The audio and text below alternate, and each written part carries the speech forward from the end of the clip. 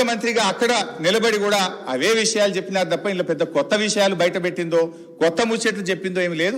కాకపోతే కొంత కన్వీనియంట్గా కొన్ని విషయాలను దాచిపెట్టి కేవలం గత ప్రభుత్వం మీద బుర్ర జల్లే విధంగా కొన్ని టేబుల్స్ మీరు తయారు చేసినారు అధ్యక్ష. ఒక సీనియర్ శాసనసభ్యుడిగా నాకున్న రాష్ట్ర ఆర్థిక మంత్రిగా పనిచేసిన అనుభవంతో చెప్తా ఉన్నా అధ్యక్ష, ఈ దేశంలో కానీ ఏ రాష్ట్రంలోనైనా డబ్బులు బీరువాల్లో అల్మారాల్లో కట్టల రూపంలో ఏ ప్రభుత్వం దగ్గర కూడా నిల్వ ఉండదు అధ్యక్ష. రూపాయి అనేటువంటిది ఖజానాకు రావడం పోవడం అనేటువంటిది ఒక నిరంతర ప్రక్రియ అధ్యక్ష. ఇది ఆర్థిక సూత్రం. ఈ చక్రం కదిలితేనే ఆర్థిక వ్యవస్థ ఆరోగ్యంగా ఉంటుంది. భారతదేశం ఏర్పడినప్పటి నుంచి ఇప్పటి వరకు ఏ రాష్ట్రంలోనైనా ఇవాళ ప్రభుత్వాలకు పన్నులు పన్నేతర మార్గంలో ఆదాయం సమకూరుతుంది. ఇవాళ చిప్ప చేతికి ఇవ్వడం వలము దివాలా తీయడం అనేటువంటిది శుద్ధ తప్పు. అంటే 2014లో మేము అధికారంలోకి వచ్చినప్పుడు కూడా మేమేమో మాట్లాడలేదే, ఆ రోజు ఖజానా ఖాళీ అని మేమెక్కడ మాట్లాడలేదే. తెలంగాణని అగ్రగామి రాష్ట్రంగా నిలబెట్టాలనే తపనతో మేము పనిచేసినాం. పగతనాన్ని పక్కన పెట్టి అధ్యక్ష ప్రతిసారి ఇప్పుడు నేను గౌరవ సభ్యుని అడుగుతాను. రాష్ట్రం అంటే ప్రభుత్వం అంటే సార్ వారు అడిగిన దాంట్లో ఒక ప్రశ్న చిన్న అర్థం కూడా చెప్తాను. రాష్ట్రం అంటే ప్రభుత్వం అంటే డబ్బులు అలవారులో ఉంటాయంట నేను, కానీ జీతాలు 1వ తారీఖు ఇయ్యలేనటువంటి ఆర్థిక పరిస్థితి ఉంది. రాష్ట్రంలో ఆర్థిక పరిస్థితి గురించి చెప్తే ఎందుకు ఆర్భాడతారో తెలియదు. ఆర్భాటానికి అట్టహాసానికి ఏం ఇబ్బంది లేదు, కానీ వాస్తవంగా ఉన్నటువంటి లెక్కలు తీసుకుంటే మనం ఇవాళ మేము ప్రగతి భవన్ చూపెడతా ఉన్నారు, లేకపోతే డాక్టర్ అంబేద్కర్ భవన్ చూపెడతా ఉన్నారు. పేదల కంటే డబుల్ బెడ్రూమ్ బిల్లు గురించి మాట్లాడతలేదు అధ్యక్ష. ఈ రోజు మా దగ్గర హుస్నాబాద్ సంబంధించి పోతే మున్సిపాలిటీకి సంబంధించినటువంటి అధికారులు ఈ ఇంట్లో ఉంటే సరిపోతామని బోర్డు పెట్టారు.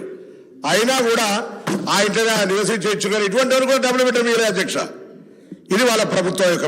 అంతేకాదు ఇవాళ దాని లెక్క చెప్తా ఉన్నారు. ఇవాళ 1,25,000 నేను బలహీన వర్గాల శాఖకు సంబంధించిన మంత్రిని ఇవాళ అధికారికంగా లెక్కతో చెప్తా ఉన్నా. 1,25,000 గురుకులంలో ఉన్నటువంటి చదువులకు ఇస్తా ఉన్నారు. 55,000 రూపాయల దారిలో ఇచ్చేటువంటి బడ్జెట్తో పాటుగా 55,000 రూపాయల బడ్జెట్ 55 రూపాయలు ప్రతి విద్యార్థి కూడా వచ్చేటువంటి పరిస్థితులు చెప్పేది మాత్రం 1,20,000. ఆర్భాటం పేరు ఎన్ని రోజులు నడుపుతారు అధ్యక్ష? ప్రచారానికి సంబంధించిన దాని మీద నడుపుకుంటూ వస్తుంటే గ్లోబల్స్ ప్రచారం చేసి మేము బాగున్నాం, బంగారు తెలంగాణ బాగున్నాం అంటే అందరూ బాగున్నాడు చెప్తాను. నేను నాకు సంబంధించిన అంశం చెప్తా, మీరెందుకు సార్ నేను చెప్తారే. నేను పార్టీ మినిస్టర్ గారు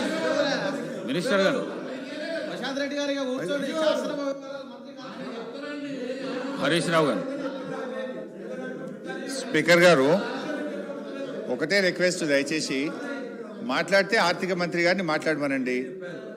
మీరే ఇందాక సభ ప్రారంభమయ్యేటప్పుడు డిస్టర్బ్ చేయొద్దని చెప్పిండ్రు. ఏది పడితే అది అట్లా మాట్లాడితే మరి మళ్ళీ దానికి నేను సమాధానం చెప్పాలి. I will deviate from my subject. అధ్యక్ష,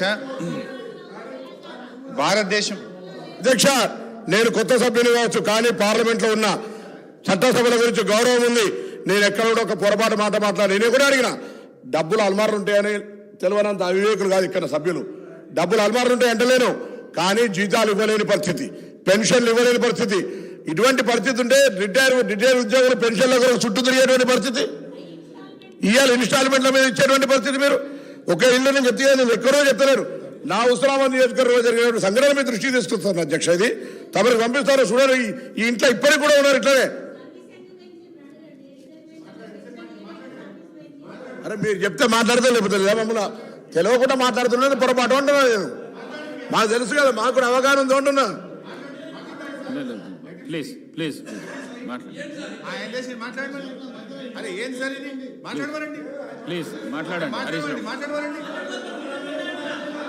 మాట్లాడండి. ఇది పద్ధతి కాదు అధ్యక్ష. మీరు కూడా ఇట్లా మీరు ఇంటరప్ట్ చేయడం ఇది సభకు మంచిది కాదు అధ్యక్ష.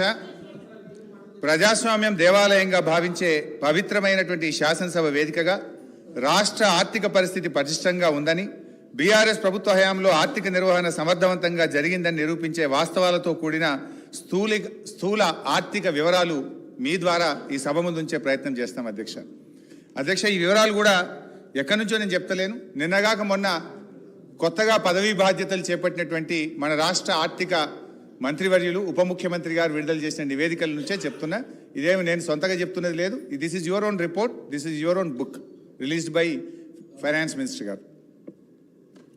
అధ్యక్ష 2013-14 ఆర్థిక సంవత్సరానికి ఉమ్మడి ఆంధ్రప్రదేశ్లో ఆ రోజు 1,61,348 కోట్ల బడ్జెట్ పెడితే అధ్యక్ష తెలంగాణ ఏర్పాటు కాగానే 2014-15 ఆర్థిక సంవత్సరానికి 10 జిల్లాల తెలంగాణ కోసం 1,637 కోట్ల రూపాయల బడ్జెట్ పెట్టినాం అధ్యక్ష. అదే 2023-24 సంవత్సరానికి 2,90,296 కోట్ల రూపాయల బడ్జెట్ ప్రవేశపెట్టాం. అంటే 9 ఏళ్ల మా ప్రభుత్వ హయాంలో దాదాపు 3 రెట్లు బడ్జెట్ పెరిగిందనేటువంటి విషయాన్ని మీ ద్వారా సభ దృష్టికి తెస్తా ఉన్నాను అధ్యక్ష. అదేవిధంగా జిఎస్డిపి జీడిపి అధ్యక్ష తెలంగాణ ఏర్పడే నాటికి రాష్ట్ర ఆర్థిక పరిస్థితి దయనీయంగా ఉండేది. రాష్ట్ర ఏర్పాటుకు ముందు 2 ఏళ్లలో జిఎస్డిపి వార్షిక వృద్ధి రేటు 12% మాత్రమే. ఇది జాతీయ వృద్ధి రేటు అయినటువంటి 13.4% కంటే తక్కువ. రాష్ట్రం ఆవిర్భవించిన తర్వాత మా ప్రభుత్వం అనుసరించిన పటిష్టమైన ఆర్థిక విధానాల వల్ల జిఎస్డిపి క్రమేణా పెరుగుతూ వచ్చింది. 2013-14లో జిఎస్డిపి 4,51,580 కోట్లు, వృద్ధి శాతం 12.4%. 2022-23లో మన రాష్ట్ర జిఎస్డిపి 13,13,391 కోట్లు, వృద్ధి శాతం 16.3గా నమోదైంది. గత 9 ఏళ్లలో తెలంగాణ రాష్ట్ర జిఎస్డిపి 150.6% వృద్ధి రేటును సాధించింది. 4 కోట్ల ప్రజానికం కలిగిన తెలంగాణ చిన్న రాష్ట్రమైన ఆర్థికంగా మిన్న రాష్ట్రంగా నిలిచింది. దేశంలో ఎక్కువ జిఎస్డిపి కలిగిన 8వ రాష్ట్రంగా నిలిచింది. ఇదే సమయానికి దేశ జీడిపి 1,12,33,522 కోట్ల నుంచి 2,72,40,712 కోట్లకు పెరిగింది. అంటే 118% వృద్ధి రేటుకు పరిమితమైంది.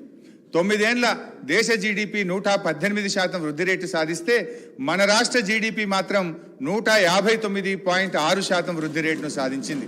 అంటే 41.6% అధిక వృద్ధి రేటును తెలంగాణ నమోదు చేసి మన మెరుగైనటువంటి ప్రగతిని ఇవాళ నమోదు చేసింది అధ్యక్ష. ఇది ఎక్కడా వాళ్ళ నివేదికలో కనబడదు అధ్యక్ష. దేశ జనాభాలో 2.9% ఉన్న తెలంగాణ దేశ జీడిపికి 4.9% వాటా కాంట్రిబ్యూట్ చేయడం మన రాష్ట్ర ఆర్థిక పటిష్టతకు ఇది తిరుగులేని నిదర్శనం. దేశ ఆర్థిక వ్యవస్థకు ఎక్కువ కాంట్రిబ్యూట్ చేస్తున్న టాప్ 5 రాష్ట్రాల్లో తెలంగాణ ఒకటి. దయచేసి ఈ కీర్తి మసకబారేటట్లు ప్రచారం చేయకండి, అది విజ్ఞత కాదు. ఏ రాష్ట్ర ముఖ్యమంత్రి అయినా తన రాష్ట్ర కీర్తిని ఉన్నదానికంటే పెంచుకోవాలే కానీ ఉన్నదానికంటే తగ్గించుకోవడం ఇది మంచిది కాదు అని చెప్పి మీ ద్వారా తెలియజేస్తా ఉన్నాను అధ్యక్ష. అధ్యక్ష, తలసరి ఆదాయం రాష్ట్ర అభివృద్ధిని సూచించే ప్రజల సూచిక తలసరి ఆదాయం. 2013-14లో తలసరి ఆదాయం 1,12,162 రూపాయలు, వృద్ధి రేటు 11%. 2022-23 సంవత్సరంలో తెలంగాణ తలసరి ఆదాయం 3,12,398, వృద్ధి రేటు 15.3%. దేశ తలసరి ఆదాయం 1,72,276 రూపాయల కంటే తెలంగాణ తలసరి ఆదాయం 1,40,122 రూపాయలు ఎక్కువ. అంటే దాదాపు డబుల్ అధ్యక్ష. చిన్న రాష్ట్రాలు సిక్కిం, ఢిల్లీ మినహా తలసరి ఆదాయంలో తెలంగాణ దేశంలో నంబర్ 1 స్థానంలో ఉంది. ఇది శ్వేతపత్రాలతోనో రాతపత్రాలతోనో చెరిపేయలేనటువంటి సత్యం, ఇది నిజం. కానీ ఇది ఎక్కడ మీ శ్వేతపత్రంలో కనబడదు. రాష్ట్రం యొక్క ప్రతిష్టను తగ్గించే ప్రయత్నం చేసింది తప్ప రాష్ట్రం సాధించిన విజయాలను శ్వేతపత్రంలో జాగ్రత్తగా దాచిపెట్టినారు అధ్యక్ష. 2014లో 10వ స్థానంలో ఉన్న తెలంగాణ ఇప్పుడు మొదటి స్థానానికి ఎగబాకింది అధ్యక్ష. స్వంత పన్నుల రాబడి అధ్యక్ష, నిన్నగాక మొన్న మరి ఆర్బీఐ విడుదల చేసిన తాజా report A state finances A study of budgets మొన్ననే ఈ మధ్యనే రిలీజ్ అయింది. కావాలంటే మీ ద్వారా గౌరవ మంత్రి గారికి కూడా పంపిస్తాను అధ్యక్ష. ఇవాళ సొంత పన్నుల రాబడి నుండి ఇవాళ 84.2% రెవెన్యూ ఎక్స్పెండిచర్ చేస్తున్నటువంటి రాష్ట్రాల్లో ఇవాళ దేశంలోనే ద్వితీయ స్థానంలో నిలిచిన అధ్యక్ష. మొదటి స్థానంలో హర్యానా 86.9%తో ఉండగా 84.2%తో తెలంగాణ దేశంలో 2వ స్థానంలో నిలిచిందని ఈ నెల 11